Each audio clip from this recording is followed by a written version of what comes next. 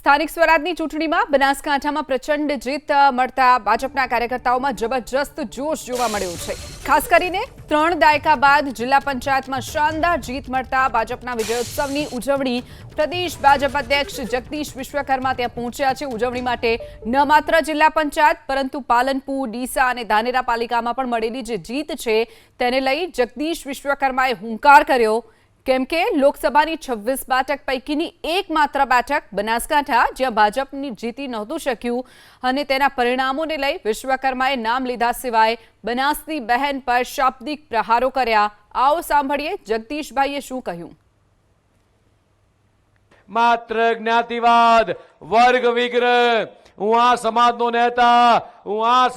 નેતા, હું બનાસની બહેન, અમે તમારી બહેન તમારું સન્માન કરીએ છીએ, તમે અમારી સૌની બહેન છો, પણ તમે જે લોકસભાની અંદર જઈ ગુજરાતની તમામ બહેનોનું, બનાસની તમામ બહેનોનું અને દેશની 70 કરોડ મહિલાઓનું તમે જે અપમાન કર્યું છે નારી વંદના અધિનિયમ અંતર્ગત, આ બનાસની બહેનો ક્યારેય નહીં ભૂલે અને એનો કરારો જવાબ આગામી દિવસોની અંદર અમારી માતા બહેનોએ તમને તમારા ગઢમાંથી તમારી સીટો એ તમારા સાડીના પલ્લુમાંથી હાંચકી લીધી છે।